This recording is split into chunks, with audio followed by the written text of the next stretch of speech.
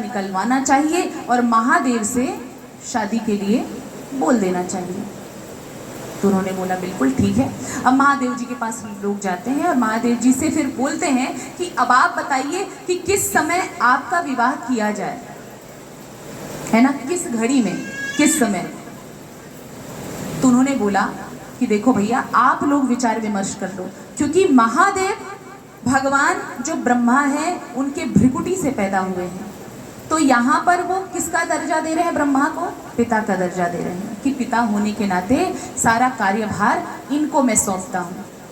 भगवान है, इतने बड़े हैं जिनका न कोई आदि है, न अंत है, न मध्य है, फिर भी वो सरल है, सहज है। कहते हैं ब्रह्मा जी, सारा का सारा विवाह का दायित्व आप लोग को ही संभालना है। तो ब्रह्मा जी ने कहा बिल्कुल ठीक है।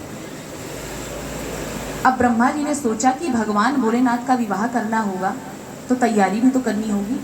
अब नॉर्मल इंसान होते तो उसे टाई बूट सूट पहनाया जाए, अब इनके लिए क्या करना होगा।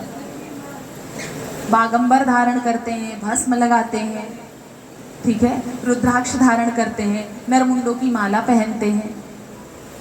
तो कहते हैं देखो, आप अपने रुद्रगणों को पहले तैयार कर लो, हम लोग तो अपनी तैयारी कर लेंगे, लग्न पत्रिका निकलवा दिया जाएगा, सारी काम हो जाएंगे, लेकिन आप अपने रुद्रगणों को इकट्ठा करिए। भगवान का तो आभूषण ही है सर्प, चंद्रमा, पूरा भस्म। जैसे माताएं मेकअप करती हैं ना, फाउंडेशन लगाती हैं, क्रीम लगाती हैं, ये सारी चीज़ें होती हैं, तो वैसे भगवान का मेकअप क्या है, भस्म।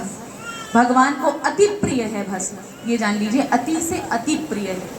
इसीलिए कहा जाता है कि भगवान की पूजा में 3 चीज़ें आवश्यक हैं। भगवान शिव जी की जब पूजा करते हैं, खासकर भस्म और बेलपत्र, एक लोटा जल, ये तो कम से कम चाहिए ही चाहिए। बाकी और भी जितना आप विधान कर सकते हो वो आपके ऊपर है, यथाशक्ति तथा भक्ति। मैं जोर दे के ऐसे नहीं बोल सकती कि ये करना ही करना है, क्योंकि हमारे शास्त्रों में कोई जोर जबरदस्ती नहीं, हमारे शास्त्रों में है सामर्थ्यता के हिसाब से, आप जितना कर पाओ उतना करो।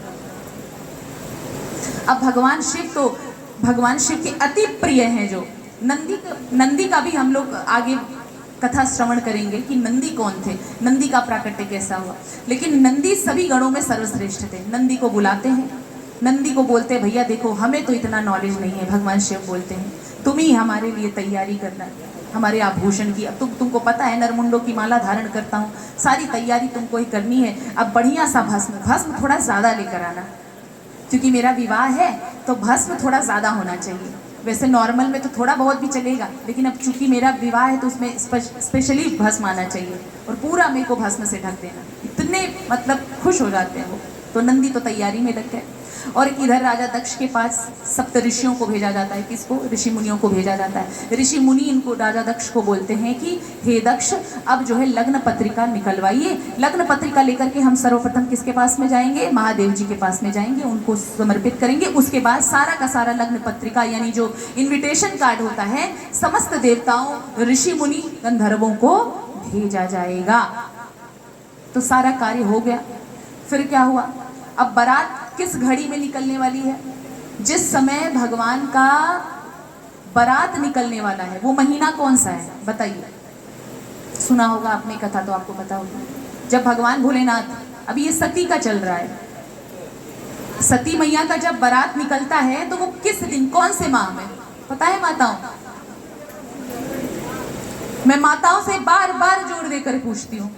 भाई लोग तो पता है कि बिजी रहते हैं, नौकरी चाकरी दुनिया भर का काम था, लेकिन माताओं को ध्यान रखना पड़ता है। चैत्र मास, चैत्र मास, चैत्र मास है। और पक्ष कौन सा है? कृष्ण पक्ष की शुक्ल पक्ष? शुक्ल पक्ष। और त्रयोदशी तिथि कौन सी है?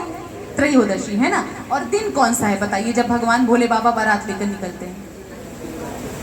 नहीं, महाशिवरात्रि नहीं। अब महाशिवरात्रि आपने चर्चा कर लिया है तो महाशिवरात्रि के विषय में भी मैं कुछ बताऊंगी। लेकिन अभी क्या है, चैत्र महीना है। कौन सा मास है? चैत्र महीना। सती मैया का जब बारात भगवान भोले बाबा निकलते हैं बारातियों के साथ में, भूत हैं, प्रेत हैं, पिशाच हैं, इन सभी के साथ में देवता, ऋषि मुनि, गंधर्व, तो वो दिन कौन सा है, वो महीना क्या है, ये तो पता चल गया। चैत्र महीना है। चैत्र महीना, शुक्ल पक्ष, त्रयोदशी तिथि, और दिन कौन सा है? रविवार। दिन कौन सा है? रविवार। पता चल गया। अब बताइए, आप बताइए रविवार। और महीना कौन सा है? चैत्र महीना। और तिथि कौन सी है? त्रयोदशी। और शुक्ल पक्ष के दिन भगवान भोले बाबा, ये दिन है जो भगवान भोले बाबा सती को ब्याहने जाएंगे। अब आपसे कोई पूछेगा तो आप बता सकते हो, चैत्र महीना भगवान भोले बाबा जब सती को ब्याहने गए थे तो वो दिन था, वो महीना था चैत्र महीना और शुक्ल पक्ष, त्रयोदशी तिथि और दिन रविवार। ये जानना बहुत जरूरी है। हमारी मैया का विवाह कब हुआ था, ये जानना बहुत जरूरी है। तो अब सब तैयार हो चुके हैं विवाह के लिए, ले जाने के लिए सारा बारात तैयार हो गया है।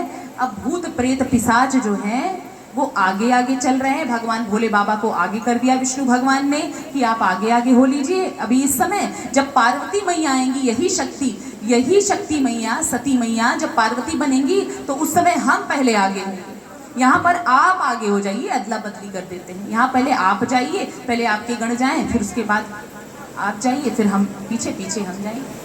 तो बारात निकल पड़ती है। बोलिए भक्त वत्सल भगवान की जय, बोलिए भोले बाबा की जय। तब आगे आगे सब जा रहे हैं, पीछे पीछे हमारे विष्णु जी जा रहे हैं, ब्रह्मा जी जा रहे हैं, ऋषि मुनि गंधर्व सब पहुंचते हैं। कहां पर? दक्ष के घर पर। दक्ष सभी बारातियों का प्रेम पूर्वक सेवा सत्कार करते हैं, ठीक है, और बड़े ही प्रेम पूर्वक दूल्हे राजा का भी स्वागत करते हैं। सबको बिठाते हैं। तो सबसे पहले दक्ष जो है ब्राह्मणों का चरण पखारते हैं। अब यहाँ पर भी देख लीजिए ब्राह्मण शास्त्र आप उठाकर देख लीजिए, ब्राह्मण का हर कदम कदम पर महादेव जी भी आए हैं ना, जिनका न कोई आदि है न अंत है, सब लोग आए हैं। लेकिन सबसे पहले दक्ष को पांव पखारने के लिए किसको बोला गया है? ब्राह्मण का।